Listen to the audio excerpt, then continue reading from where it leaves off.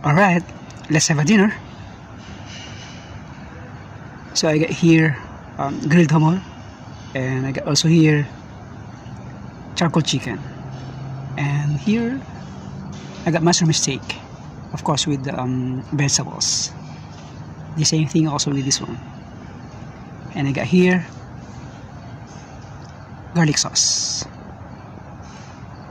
and that's my juice.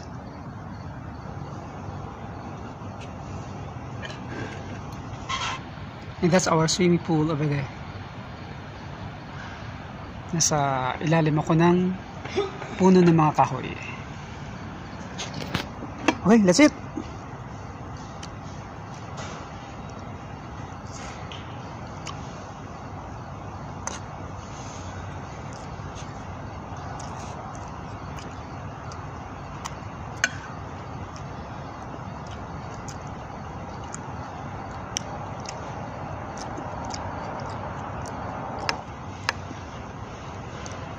Garlic sauce.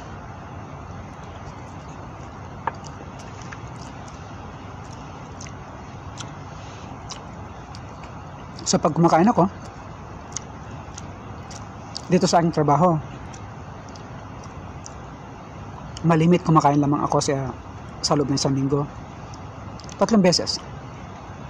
And I don't prefer to eat with the rice.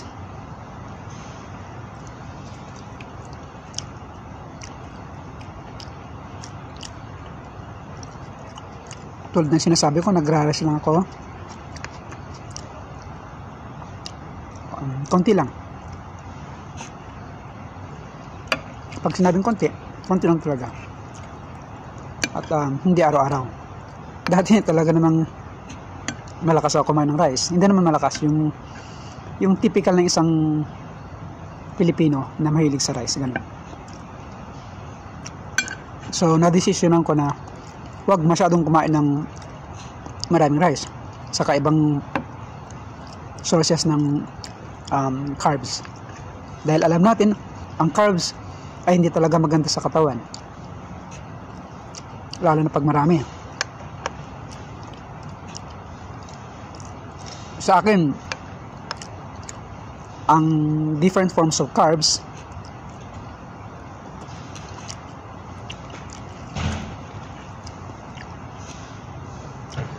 trinitreat ko siya as a drugs. Bakit? Kasi nga pag nasa natin palagi kumain ng different forms of carbs, lalo na yung rice, at talaga namang nakaka-addict. Dito sa aking trabaho, adik na adik ako dito yung pagkain na meat, yan. Usually meat. Charcoal chicken, steaks. Hindi pa ako nagmamayabang, pero ibiyaya ng Panginoon, yun ang mga kinakain ko dito, dahil unang-una yun naman yung available dito.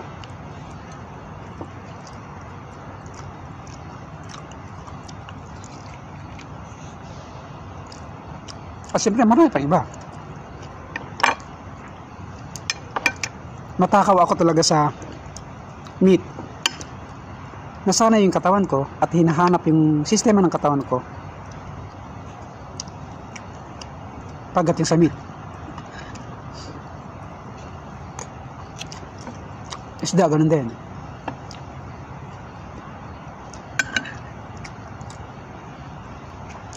Ito nakakatuwa.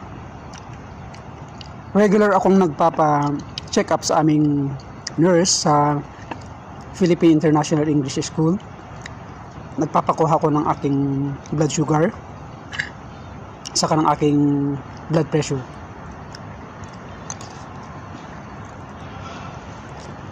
At salamat naman talaga sa Diyos dahil lahat ay normal. Nung last Thursday, yung last na check up ko sa blood sugar was around 5.4, and sa aking blood pressure, normal din. Meron kaming estudyante sa Philippine International English School last week sa high school student. Sobrang taas ng sugar niya. Doon ko lang nalaman na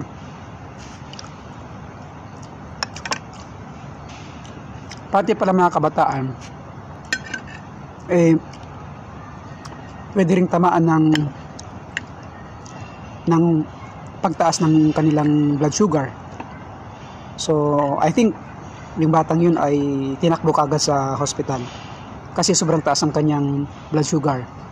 So sabi nga sa akin ng aming school nurse, siya nga pala, salamat Sir Art,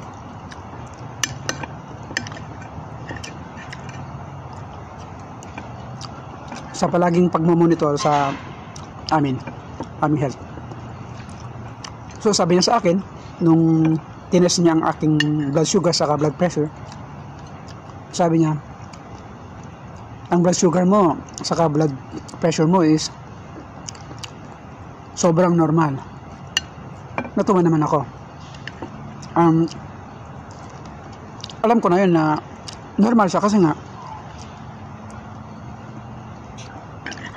hindi ako masyado kumakain sa rice. I get rid of rice or any forms of carbohydrates. Yung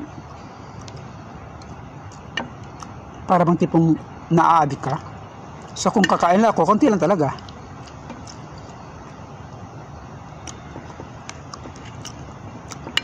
So muli, salamat kay Sir Arth, ang aming school nurse.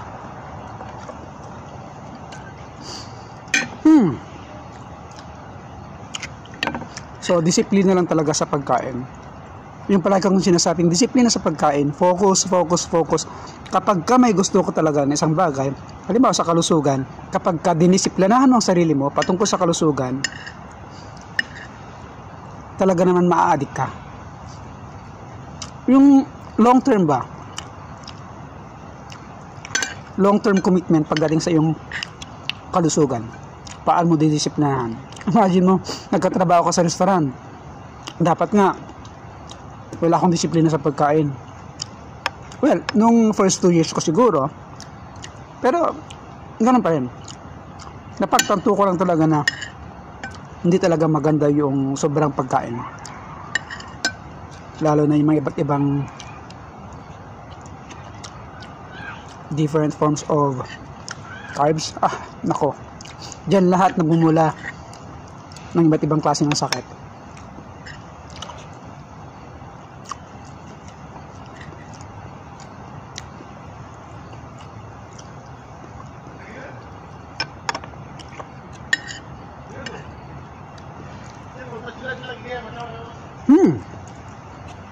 So I almost finished charcoal chicken, yung tinatawag namin na hammer fillet grilled, na ubos ko na.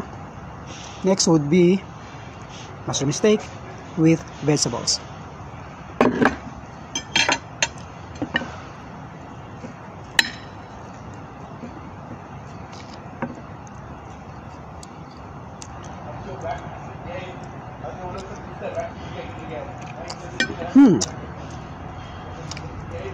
May iba tayo. Paano ko kaya uumpisahan to?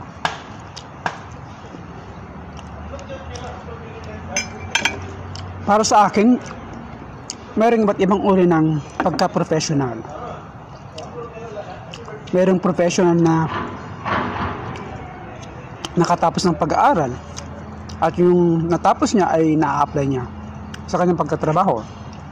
So, professional na nakatapos sa pag-aaral.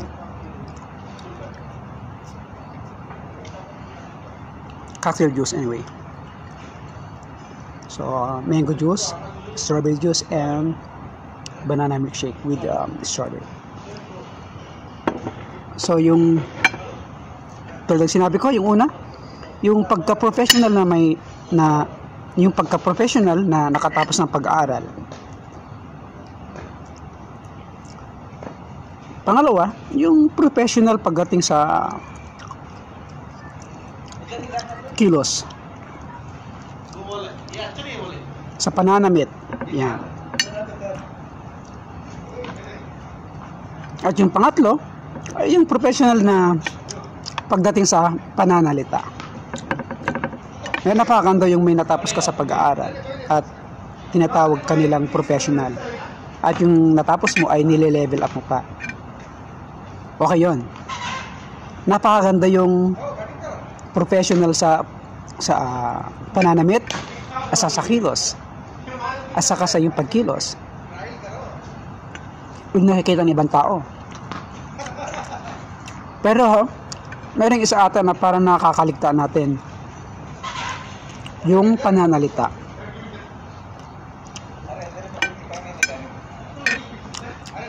Makwento ko lang. In general, there was incident na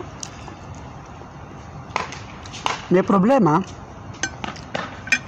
dinamay ka sa isang problema na you were kind of naive, hindi mo alam. Tapos nalaman mo na lang na ikaw ay apparently isa ka daw sa mga yon. Kasi sabi nga, lahat ng grupo ng taong yon ay involved sa kasalanan niyon. Pero yung nagsasalita ng ganon ay sabi nating may pinag-aralan, professional. Pero I think merong kulang pagdating sa pananalita, pagdating doon sa pag-iimbestiga ng isang bagay. So my point, yung kulang sa, alam mo yan, investigasyon,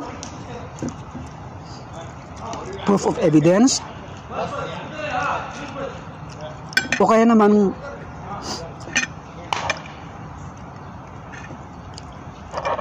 premature ang kanyang mga statements at nagiging irresponsible. So ang tanong, yung ba ay masasabing pagka-professional sa pananalita? Para sa akin, I think hindi ata. Yung nagbibigay ng conclusion na walang proper investigation, tapos merong statement na masasabi natin premature statement. So I think hindi maganda yon. Tapos generalize mo pa sa isang grupo ng mga tao na sila ay ganun, yung entity na yon or entities na yon na hindi talaga involved, nasasaktan, high blood. Kasi nga premature ang statement, walang proper evidence, walang proper way of conclusion. Kaya ako ang natutunan ko sa buhay, sa tanda ko nito, hindi ka dapat magbibitaw ng isang salita na hindi ka sure. At yun ang palagi kong sinasabi sa mga bata, ng estudyante ko. Kahit pa mga bata yan, kailangan iparamdam at ipakita mo sa kanila na kapag ka nagbitaw sila ng isang salita against the other people, kailangan sigurado sila. At kasi paano pagka hindi, so nakakaset ka ng damdamin. Nasaan doon yung pagka-professional natin sa pananalita? Well, ang tinutukoy ko dito ay yung nagbibigay ka ng yung statement premature. So nadadami ang iba, kawawa naman. Saka isa pa, kung hindi ka talaga involved sa bagay na yan, hindi ka dapat makikisawsaw. Hindi dapat tayo makikisawsaw kasi hindi maganda. Ako, yung ugali ko, kapag ako'y nagkamali, alam ko kung alam na yung mga kasama ko, yung mga nakakilala talaga sa akin, ako yung ugali ko, kapag ako'y nagkakamali o may mali,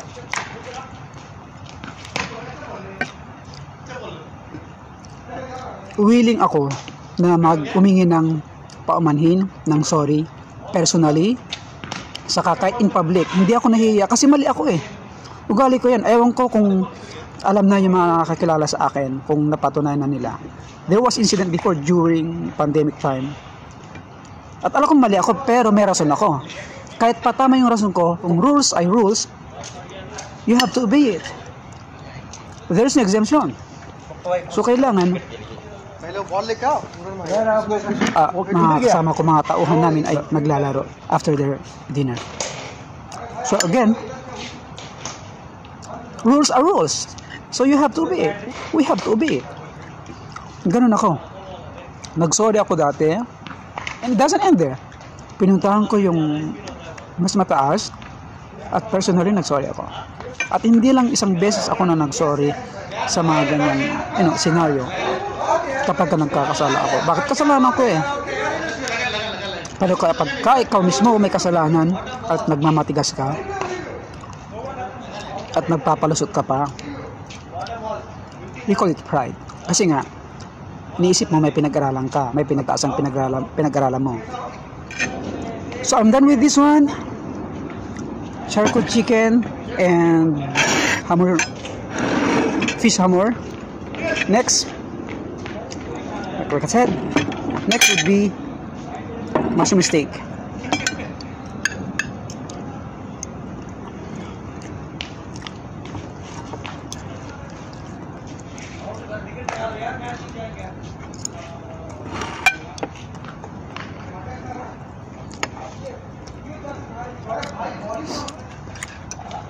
Minsan may mga tao talaga na pilit nilang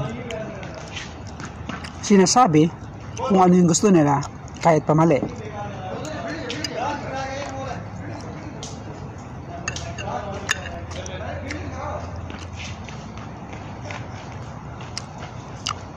Tayong mga Pilipino, karamihan sa atin, natutuwa tayo kapag nabibigyan ng issue ang kapwa natin. Sa mga OFWs, ganun din. Lalo na kapag masamang issue, nako, tuwang-tuwa yan. Ang masama nga lang, kapag premature ang iyong statement, wala masama. At minsan sinasabi natin, bakit ka galit? Gawain mo ba yon? Really? Minsan, pinirangka nila ako ng ganon. So, see? Pananalita. Sabi ko naman, hindi lahat ng taong galit na tinatama ang mali o maling statement ay may gawain siya. Kaya ang aral, huwag kang makikisawsaw. If it is none of your business, huwag kang magbibigay ng konklusyon kapag wala kang proper or enough investigation. Huwag tayo mag-forecast kapag hindi tayo sure. Huwag tayo mag-disseminate kapag hindi tayo sure. Huwag tayo magbibitaw ng mga salita kapag premature pa ang isang bagay or problema. Kung problema man yan, maapektuhan yung taong maaaring hindi naman talaga involved kung generalize natin. Masarap matuto sa ibang tao at gustong-gusto ko yun. Pero yung matuto ka sa ibang bagay na hindi nakakabuti sa'yo, that's another thing. I don't have ample space in my stomach.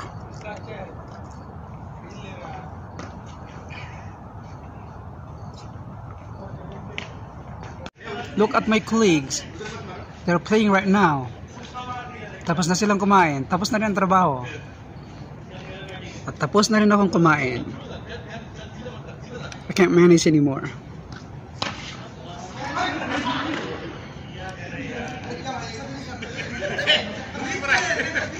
Bye. Thank you.